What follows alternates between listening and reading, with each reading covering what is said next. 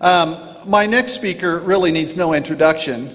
Scott Gordon is a teacher at the Shasta College for business. He is a former dean of the Business and Technology group there. He's been president of Fair Mormon for 19 years.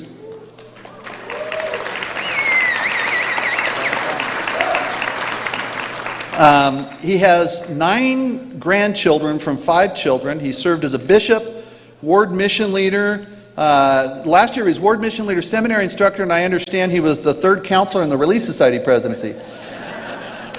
So without further ado, turn the time over to Scott Gordon.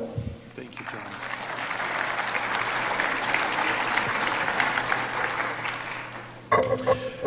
Well, got to get my voice working now. So today, I am going to address a book or publication known as The Letter to a CES Director. It's also called the CES Letter, My Search for Answers to My Mormon Doubts. Hereafter, as I move forward, I'm going to call it the CES Letter, the Letter, or the book. Additionally, I may refer to the author of the CES Letter as simply the author. It is with some hesitation that I address this topic, as I know it is a subject that is near and dear to many people's hearts. And like politics, it has become a polarizing document. I hope that no one who sees, hears, or reads my comments believes that I have anything but love and respect for those who struggle.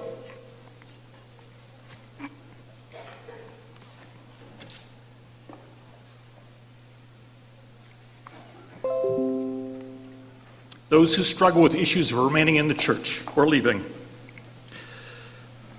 It's a difficult thing. And many families,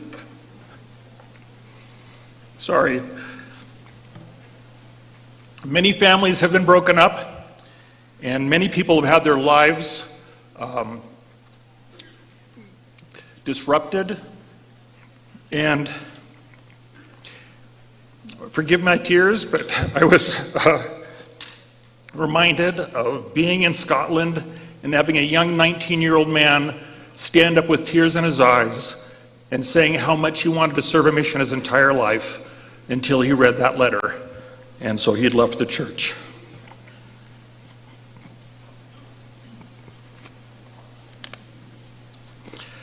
So this next line I was going to say doesn't make any sense anymore. So, it says, if I try to interject some humor from time to time, which I'm not doing, obviously, which both my wife and daughter tell me I shouldn't do, know that it isn't directed at any individual or anything. It's just my way of trying to deal with things.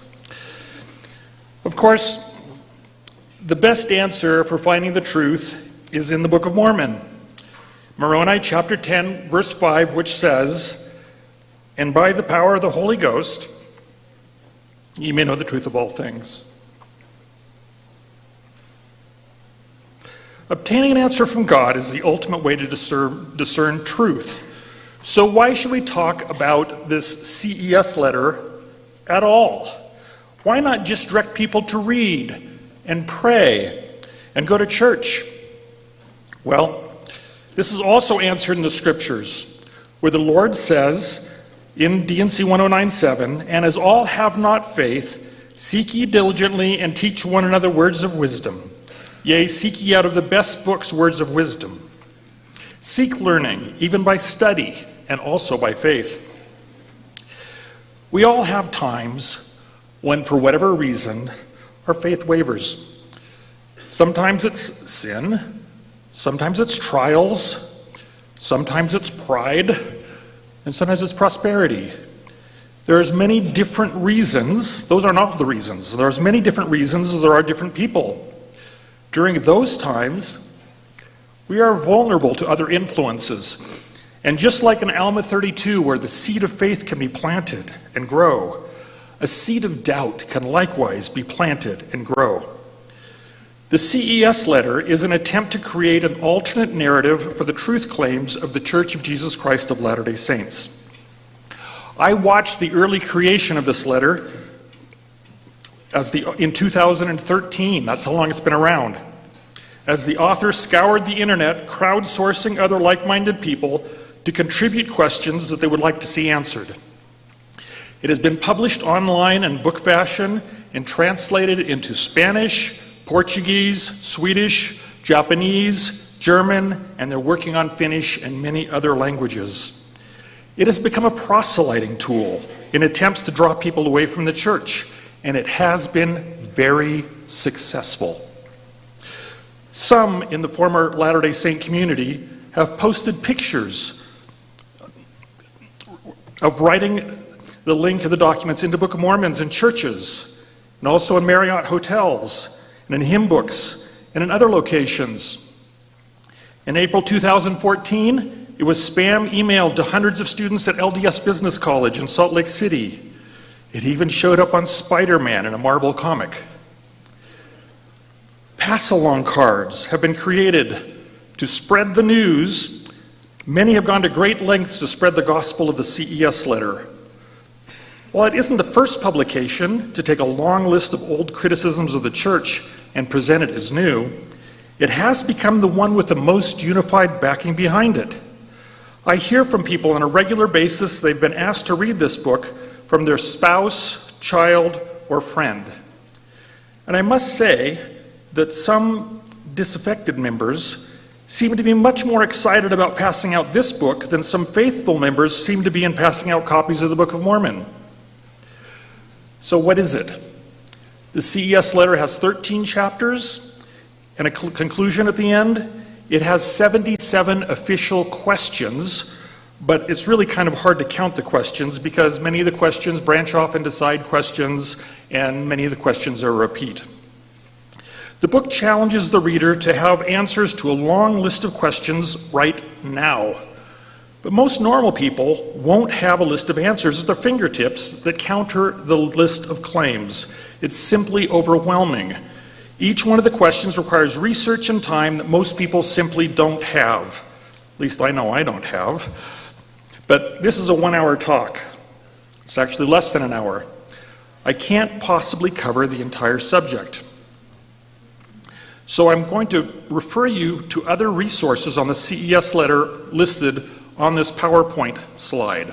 Obviously, we have the Fair Mormon website, we have Brian Hale's website, debunking-cesletter.com, Bamboozled by the CS Letter by Mike Ash, A Faithful Reply by Jim Bennett, and you can find other things there. Much ink has been spent on replying to this book. In preparing for this talk, I reread all of those responses. I also reread the response given by the author of the CES letter regarding the criticisms of his letter. So what does the letter itself say? What is it that people read that bring them out of the church? And to get to the heart of the matter, is the CES letter proof that the Church of Jesus Christ of Latter-day Saints is false? Or is it simply propaganda? The theme of the book is that the church has lied to you about its history, about Joseph Smith as a translator and prophet, so there's no way it can be true. It adds on to this that people who have looked at these issues and given answers for them, like Dan Peterson and others, are simply unofficial apologists, and their opinions can't be trusted. As I've said, I cannot cover the contents of the entire book in this one talk, so I'm only going to focus on Chapter 1. In Chapter 1, there are 11 claims or 11 statements. As I quote from the book, I'll be calling each claim point 1, point 2, point 3, etc. So if you see point 1, you know it's going to be directly from the book. So here we go. The first 3 claims, or the first 3 points in the letter, are all interrelated. They all center around the translation process of Joseph Smith in the Book of Mormon. Why are King James Version errors in the Book of Mormon? Why are italicized words in the Book of Mormon? Why doesn't the Book of Mormon follow the Joseph Smith translation? While reading the entire book, I noticed that the translation concerns come up repeatedly. So this seems to be a really big deal for the author. The first claim, using the words from the CES letter, is, What are 1769 King James Version edition errors doing in the Book of Mormon, a purported ancient text? Errors which are unique to the 1769 edition that Joseph Smith owned. That's all the book says. There's no support, no explanation, no examples given in the book for this assertion. Luckily, there is a footnote, and the footnote links you back to the author's website. And the impression I get from reading the link to webpage is the Book of Mormon must exactly match the earliest known documents. The words are directly from God. So if they deviate from what that should be, it proves that Joseph Smith isn't a true prophet. The problem with this position is that translation between languages doesn't work that way. Also linked to on that page is this chart of what the Book of Mormon gets wrong. The chart helpfully gives, quote, a correct translation column. Well, as I look at the first four on the chart, two of them have incorrect scriptural references, probably typos, and one of them incorrectly quotes the Book of Mormon. It then states the translation is identical to the King James Version, which it's not, and gives us the alleged correct translation, which ironically is exactly what the Book of Mormon says. Given this is the very first argument, we aren't off to a very good start. In spite of that, I would like to test that first claim anyway, using the other example that kind of worked. This comes from Isaiah 2:16 and 2 Nephi 2:16. The alleged mistake in the Book of Mormon verse is the word pictures. The so-called correct translation should be image or ships or craft. So my first question, which one? Which one is the correct one? Forging ahead, I went to www.biblestudytools.com, an excellent resource, by the way, and I looked at several versions of the Bible. And I get the American Standard Version, which says imagery. The Bible in Basic English says fair boats. The Darby says works of art. The English Standard says beautiful craft. And the Young's Literal Translation says all the desirable pictures. There seems to be disagreement. I was talking to our real Bible scholar, Matthew Bowman, earlier, and he says the good versions will put what they think the translation is, and they'll put a footnote, and then down below you can read the alternative possibilities. Because in making translations, some things simply aren't clear. But looking at it, I think we can all agree that imagery and works of art are pretty much the same concept as pictures. And I think it's an interesting variation to talk about beautiful boats. I mean, I could see that being a pretty picture, I guess. But I will freely admit that I am not a Bible scholar. But pictures seems to be an acceptable translation anyway. But this doesn't fit the CES Letter correct translation theory. These differences in translation are often referred to as variations. Who is to say which variation is correct unless you have a direct pipeline to God? And that seems to be exactly the argument that's being made. If Joseph Smith is a prophet, he did have a direct pipeline to God, and therefore he would have used the translation that I think is correct. My response is, while the translation variations are interesting, we don't have enough information to use this as evidence that Joseph Smith was or was not a prophet. This unfamiliarity with moving between languages continues in point 2. When King James translators were translating the King James Version Bible between 1604 and 1611, they would occasionally put in their own words into the text to make English more readable. We know exactly what those words are because they're italicized in the King James Version Bible. What are those 17th century italicized words doing in the Book of Mormon? Word for word. What does this say about the Book of Mormon being an ancient record? That's all from the CES Letter. Let me try and explain the concept. If I want to express the idea that I want to go for a walk in German, I would say, Ich möchte spazieren gehen. It takes 4 words. But to translate this presents some challenges. The first challenge is the word möchte, with that O and the 2 dots over it. Not only do we not have that letter, we don't have that word. There is no single word that translates as möchte. The closest single word would be want, but in German there's a different word for that, which is wollen, which is conjugated as will. So that doesn't really work. The best translation in English would be would like, which is 2 words. But our problems are not yet over. We can't say, I want walk go, or even, I would like walk go. That would make us sound like a 2-year-old. To make it work in English, you have to change that 4-word sentence from German and translate it into an 8-word sentence, I would like to go for a walk.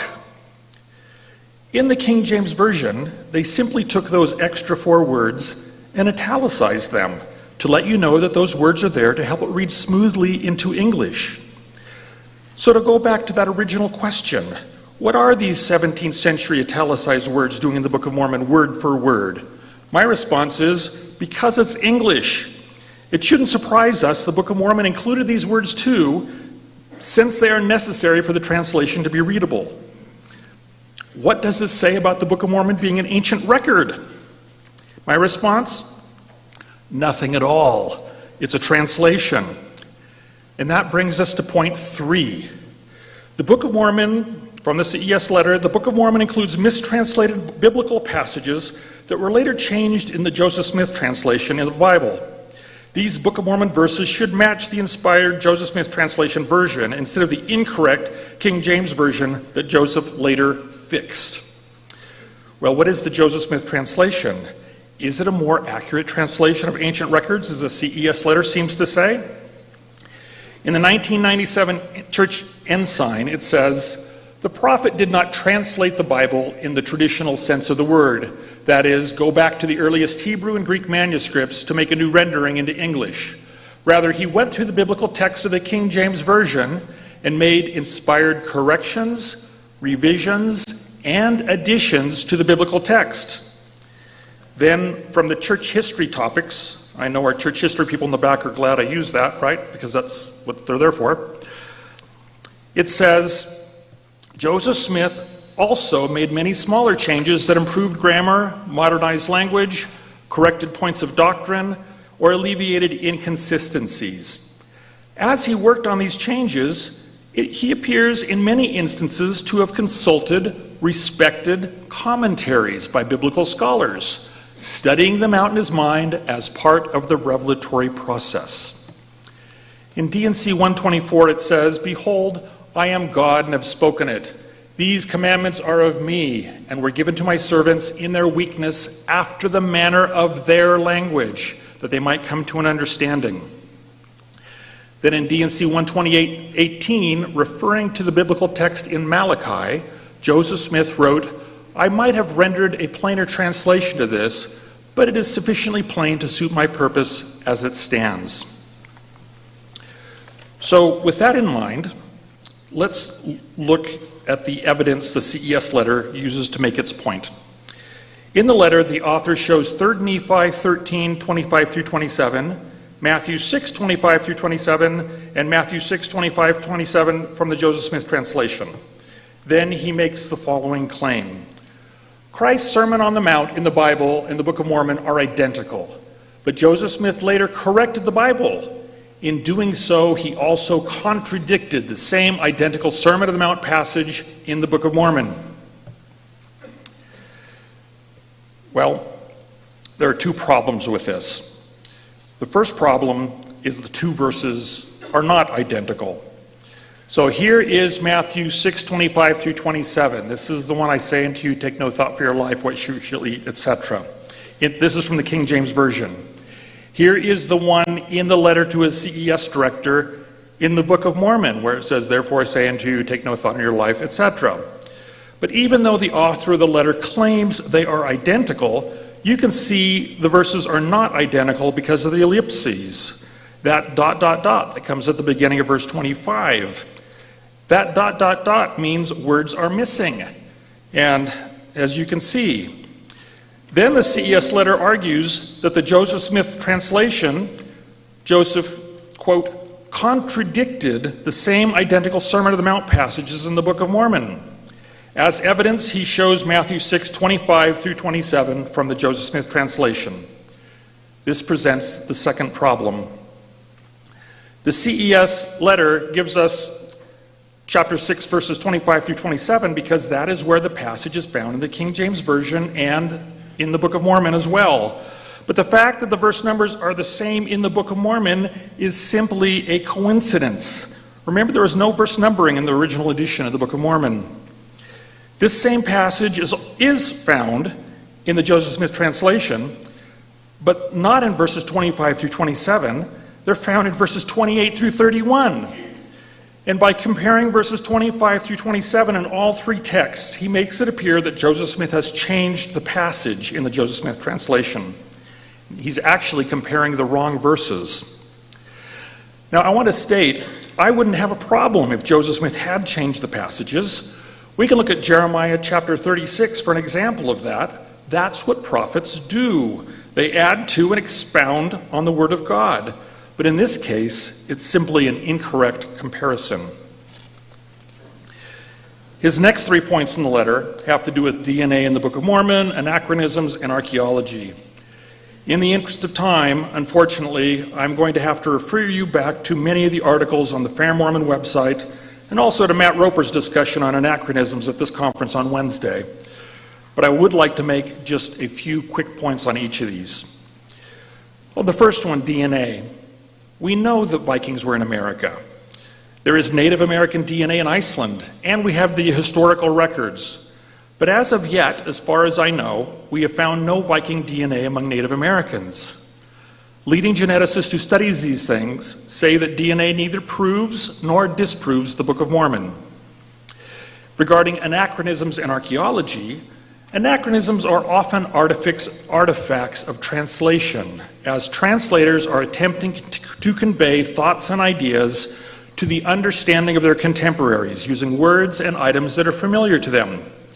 The Bible contains anachronisms such as the use of candles instead of the oil lamps that were common in ancient times. Additionally, some things appear to be anachronisms because archaeologists have not found physical evidence as yet of the items that are mentioned, but that continues to change as the field expands.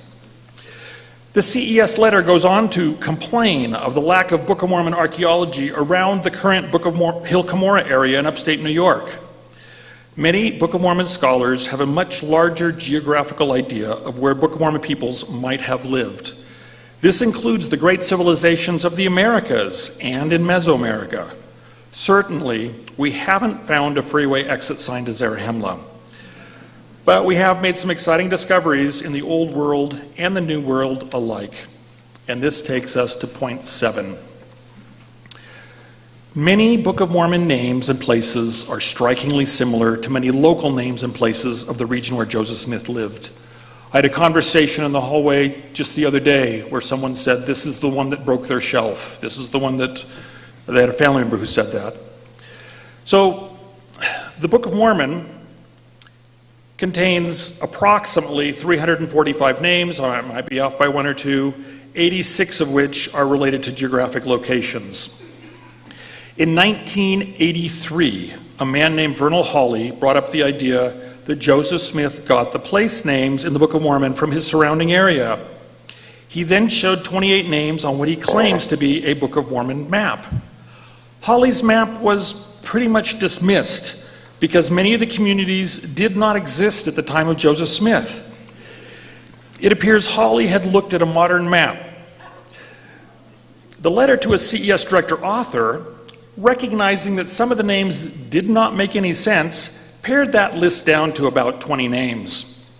So here is the map which he claims is the proposed map constructed from internal comparisons in the Book of Mormon. As I look at the map, my first thought is, no, it isn't. It isn't constructed from internal comparisons in the Book of Mormon. Nothing's in the right place from internal directions. This is not a Book of Mormon map. This is a map of upstate New York and Pennsylvania with some Book of Mormon names pasted in on locations that start with the same few letters. It doesn't even include Zarahemla or Bountiful. Well, when confronted with this, the author of the letter justified on his website, well, the point of the map is not whether or not it matches exactly. The point is that it matches mostly. There are a striking number of names around the location where Joseph Smith grew up, similar versions of which are in the Book of Mormon. Well, I disagree that the geography matches at all, but in spite of that, let's take a look at the names. The following 7 names over the next 2 slides didn't exist in 1830. The first city is Alma. Alma, West Virginia was the city that Hawley placed on his original map, but it was called Ripley until it was changed to be named after a woman born in 1884. The author of the letter recognized this was a weak argument, and he suggested another community named Alma. But both Alma, Ohio, and Alma, New York also didn't exist until after 1830. Looking at the next cities, Antioch and Boaz, they also didn't exist in 1830, and Boaz can be found in the Bible. As for the next city, Jerusalem, Ohio, it also didn't exist. Now, the author of the letter argues that while Jerusalem wasn't an incorporated town, the area did have a house in 1825. One house. The second house wasn't built until 1838, and it didn't become a town until 1893. The town is 395 miles away from Joseph Smith and Palmyra. If Joseph Smith were copying names, I would think that Jerusalem in the Bible might be a closer match and a better source. The name Shiloh can also be found in the Bible. The community of Shiloh in Pennsylvania wasn't named until 1907. And I would like to thank the people with the York County Historical Society, the York College of Pennsylvania, and Penn State, who all helped me with that date. Research often takes more than a Google cut and paste. Noah Lake, it's a modern reservoir with a concrete dam. And Sodom, Ohio didn't exist in 1830, and that's a biblical name as well. So that takes me to my next list. Next list is the places that possibly could have been used, but I really find it unlikely. We have Ripple Lake in Ontario, 324 miles away, which is allegedly the source for the name Ripley-Ancome. Ripple Lake is a tiny lake surrounded by other tiny lakes, hundreds of other tiny lakes. It's about 700 meters long and about 200 meters wide. Next we have Jacobsburg, which uses the biblical name Jacob in common with Jacobagoth. It wasn't a town yet, but it did have a post office, a tavern, and 2 stores. This tiny hamlet was also 373 miles away. The other 4 names here, and here are equally as unlikely, with them being a long distance away, not being incorporated towns, but I put them on my list of maybe because they did have a post office and a post stop. And then that brings up the next category. The next 6 names on the next 2 slides are slides that could possibly be claimed to be hits because they were in existence. With some proximity may be an issue, but you'll have to decide for yourself. Of these 6 names, the Bible might be a better source for the name Jordan, so I would take that one off the list. Now I'm going to share the next slide. So this is the first 3, and here's the next 4, only I would argue it's the next 3 because if you'll notice, the last 2 are simply a repeat. They're just not noticed to repeat because in his list is in a different order. So this whole map theory of Joseph copying local names argument isn't very strong with honestly only about 5 names. And that's only if you believe things like Antrim is the source of the name Antum, and Moravian Town is the source of the name Morianton. Even if we decide to include the unlikely locations from our maybe list, like Ripple Lake, after we take out the clear biblical references, the most we can get is 10 names. That leaves only 76 Book of Mormon names to go. The CES letter helpfully gives us a possible source for 2 more of those names from 8,000 miles away and tells us how Joseph Smith learned those names. Quoting from the CES letter, Off the eastern coast of Mozambique in Africa is an island country called Comoros. Prior to its French occupation in 1841, the islands were known by its Arabic name, Camorra. There is an 1808 map of Africa that refers to these islands as Camorra.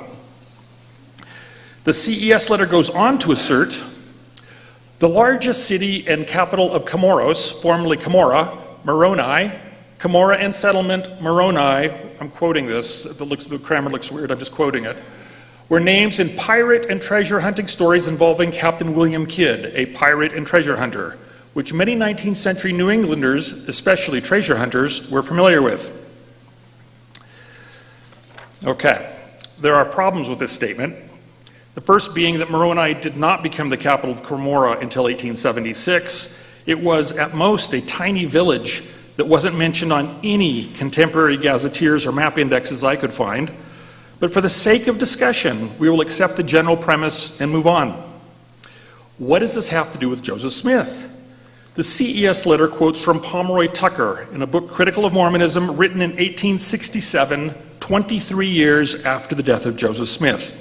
Quote, Joseph had learned to read comprehensively, reading works of fiction and records of criminality, such, for instance, as would be classed with the dime novels of the present day.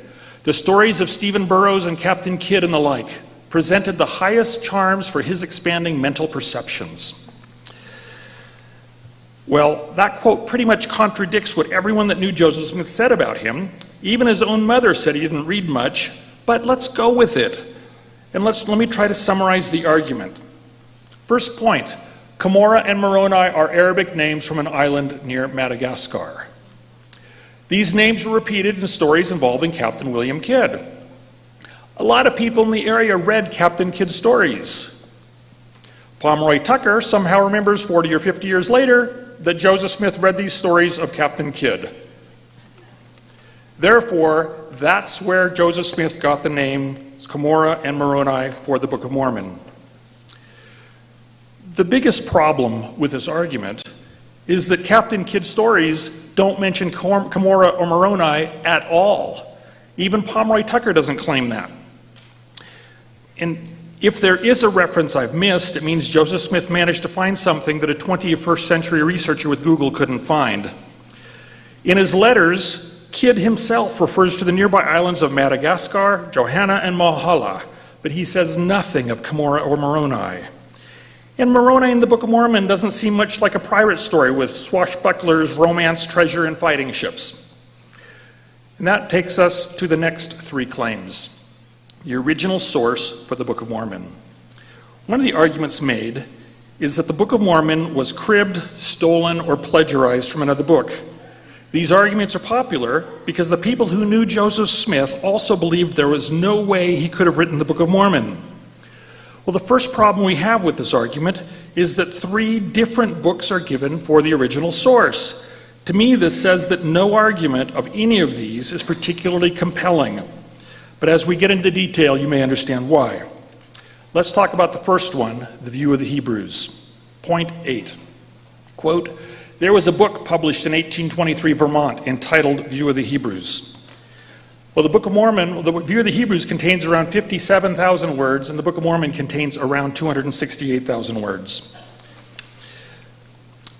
But the letter to a CES director goes on to fill 3.5 pages of parallels between these two books, showing how similar these books are. It starts with the location of the publication, Vermont, Poultney, Rutland County. It then gives the location for the Book of Mormon publication, Vermont, Sharon, Windsor County.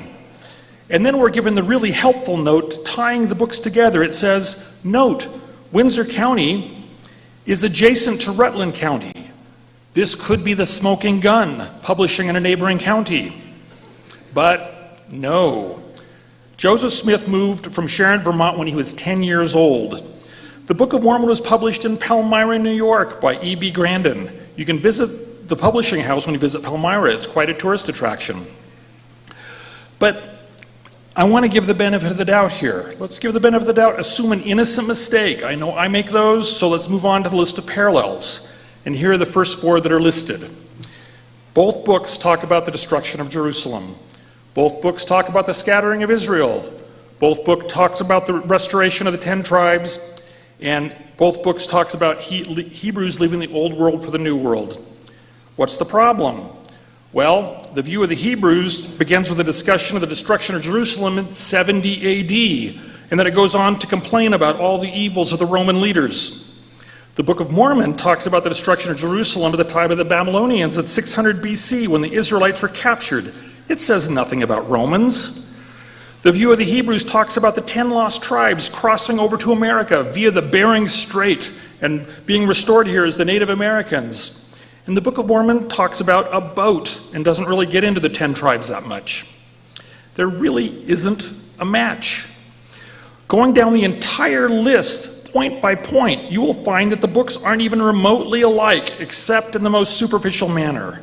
There is no storyline in the view of the Hebrews. There are no prophets in view of the Hebrews, as Ethan Smith, a devout Protestant, didn't believe in non-biblical prophets. There is no new scripture in the view of the Hebrews, as Ethan Smith believed the Bible to be a closed canon. The books have a completely different purpose. This book appears to be a historical commentary, while the Book of Mormon is inviting us to come unto Christ. Many of the early saints learned about this book when Joseph Smith himself quoted from the book in 1842 in the church newspaper, The Times and Seasons. If he had plagiarized from that book, I doubt he would try to bring it to everyone's attention. This would be, in the words of one reviewer, that Joseph Smith was a brilliant con man and a blithering idiot theory. You can find the CES letter online with a simple Google search. I invite you all to read it. The CES letter author seems to be hoping that you won't, because once you do, you will immediately recognize how nonsensical this claim is. Which brings us to the next point, point number 9. From the CES letter we read, "The late war between the United States and Great Britain. This book was an 1819 textbook written for New York State school children. The book depicted the events of the war in 1812 and was specifically written in a Jacobean English style to imitate the King James Bible." And we heard a comment on that earlier today from Lynn Wilson. But what does this have to do with Book of Mormon plagiarism? In October of 2013, 2 researchers presented at an ex-Mormon Foundation meeting in Salt Lake City that this book could be the source of the Book of Mormon. The researchers put the book into a computer and had the computer find parallel phrases between the 2 books. Much has been written on why this method doesn't really work, because computers can't read context. We see this in the 75 parallels that come from the copyright page. But let's look at it anyway. First of all, the late war is nothing like the Book of Mormon. This is a textbook on the War of 1812. The storyline is different.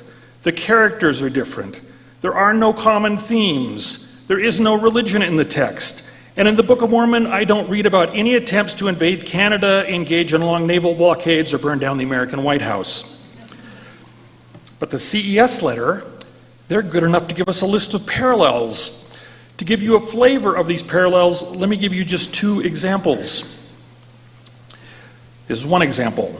Objects made partly of brass and partly of iron and were cunningly contrived with curious works likened to a clock, as were a large ball. Is this the Liahona? No, it's a torpedo. How about the rod of iron? So there's no more sentence there. That's all it is. That's the words it found. Rod of iron. Is it to guide us to the tree of life, perhaps? No, it's a weapon. It says, "Then we'll rule over them with a rod of iron," which actually is a biblical quote. The rest of the so-called parallels are equally as bad, although I will admit that both books mention elephants and both books mention boats. But using a Google search for books with elephants and boats, the book The Life of Horatio Lord Viscount Nelson and His Glorious Achievements Under the British Flag also comes up. Yet so far, no one brings that up as a possible source of the Book of Mormon. I might be the first. The author of the CES letter seems to be hoping that you won't read this book either. And of course you won't. Who has time? We as readers generally trust what authors write in books. We trust that they have done the research for us.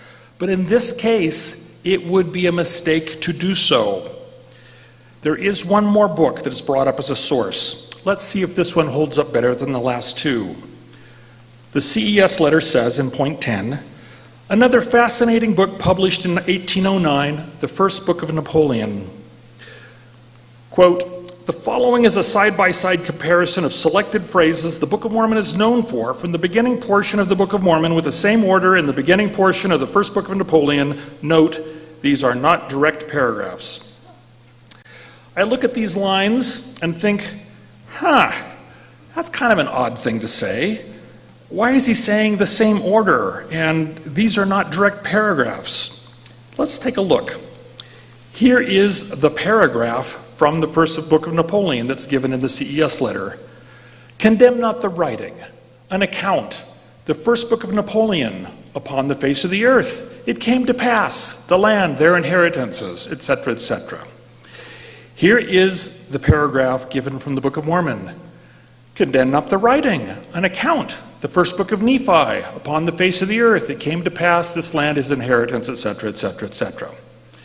Well, the first problem is the first line with the Book of Mormon quote in the word writing. The phrase from this comes from the title page where it says, condemn not the things of God. It has nothing to do with writing.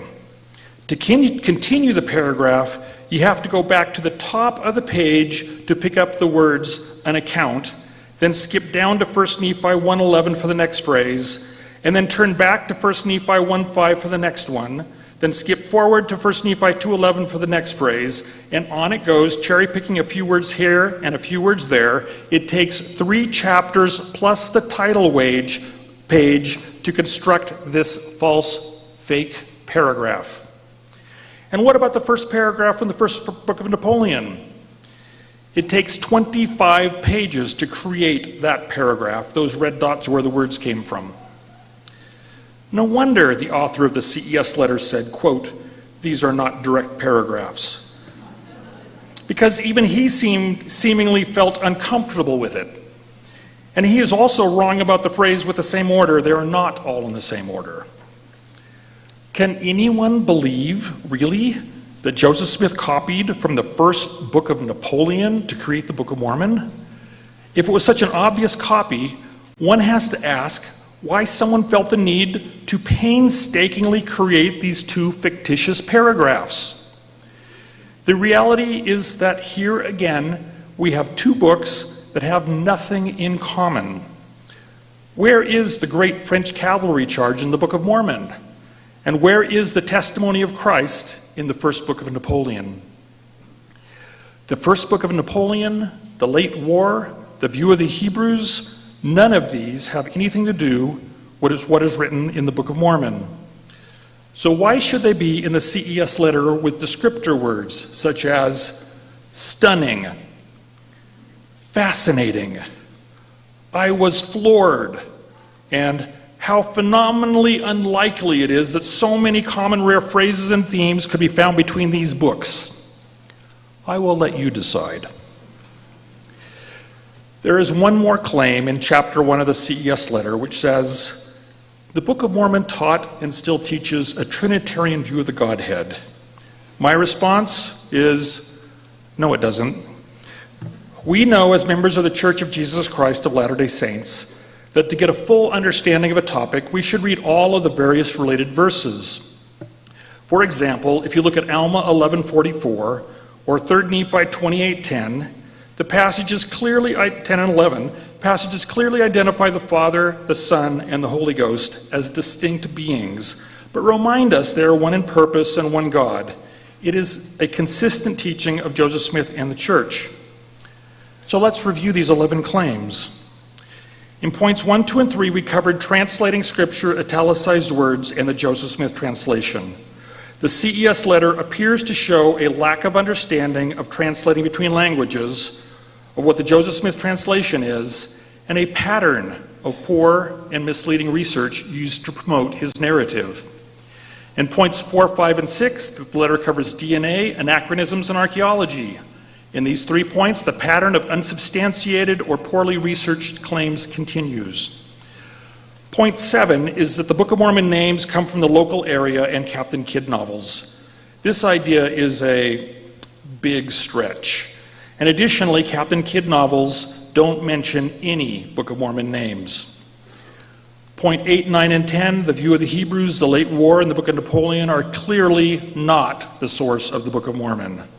And finally, point 11, the Book of Mormon teaches a Trinitarian view of the Godhead. My response is, if you believe that, you are in the minority. The general membership of the church leadership, as well as all the Christian churches that attack us for being non-Trinitarian, certainly don't believe the Book of Mormon teaches that. What is left out from this discussion in the CES letter are all of the internal evidences, plus the external discoveries that support it as an ancient document, such as the ancient spice trail that matches the travels of Lehi in the Old World, the land of Jershon, meaning the land of our inheritance, Rameumptom, meaning high standing place, evidence of chiasmus, psalms, and other Hebraisms throughout the Book of Mormon, particularly in 2 Nephi chapter 4 and Alma 36, but in many other places as well. I can go on, and if you don't know about these things, you can find them on the Fair Mormon website, or the Interpreter website, or Book of Mormon Central website. Going back to my initial question, is the CES letter proof or propaganda? Based on the first chapter alone, I believe the proof claim is weak at best. His pattern of poorly supported research and misleading facts used in these first 11 points make me skeptical about his claims in the remainder of the book. Given his track record, no claim can be taken at face value. Each must be investigated individually and thoroughly. There is a quote on the back of the CES letter from President J. Reuben Clark, which says, "If we have the truth, no harm can come from the investigation. If we have not the truth, it ought to be harmed." I know this was meant to be talking about the Church of Jesus Christ of Latter-day Saints, but we've just spent time investigating the points from the first chapter in the CES letter, and the claim of truth in that chapter cannot be supported. If this is the best that can be given, it reinforces my testimony of the Book of Mormon. I am grateful to be a member of the Church of Jesus Christ of Latter-day Saints. I appreciate that I can not only receive a spiritual witness of the Book of Mormon, but that this sacred book can also withstand intellectual criticisms. Thank you.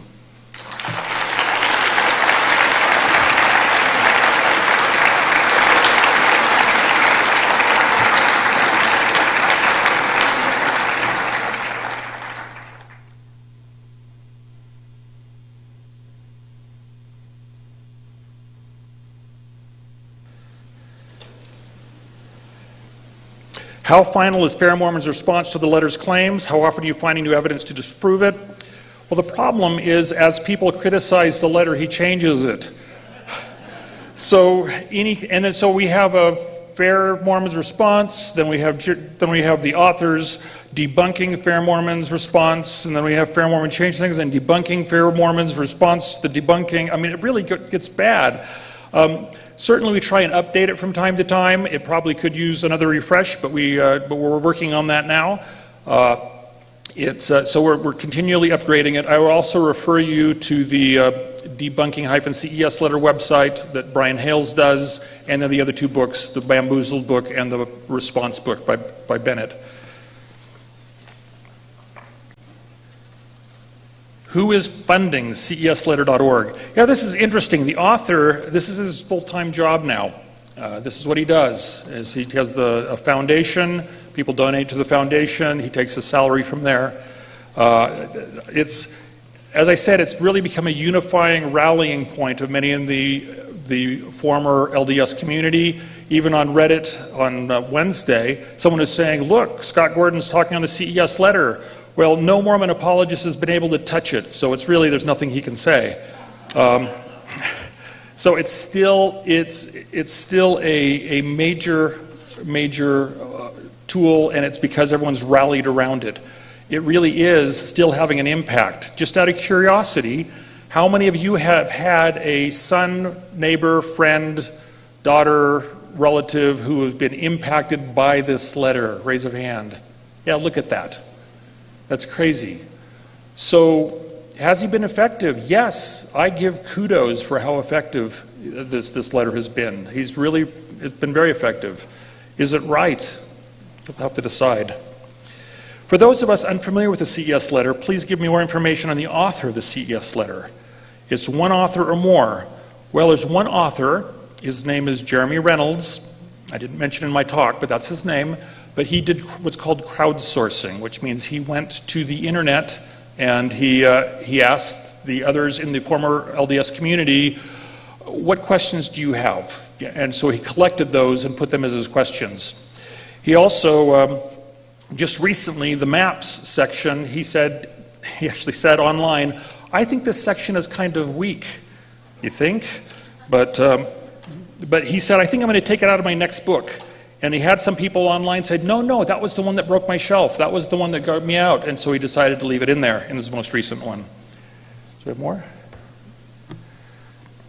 Can you comment on some possible anachronisms in the Book of Mormon? So, no, but if you want to, I would really check with Matt Roper. He did an absolutely fabulous job on anachronisms, and he did it on Wednesday. And if you can't find Matt, then you can purchase the streaming from Fair Mormon and watch his talk. Will your talk be on YouTube? If you think it should be, I guess.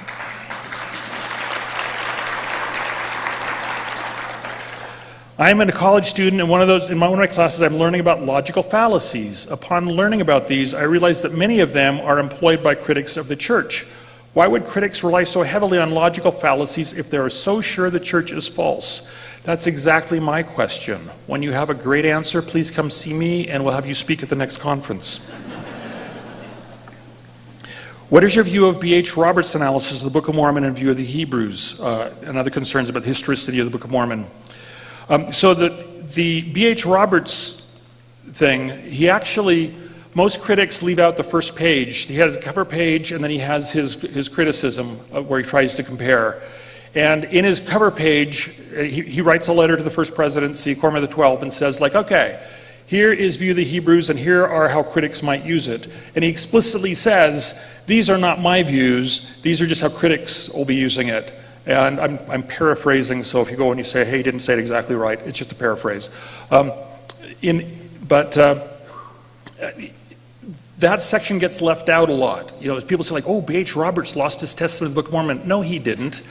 I do the same thing. I'll be talking to John here, and we'll say well, this critic says this, and then we'll talk about it. And that's what B.H. Roberts was doing in that case.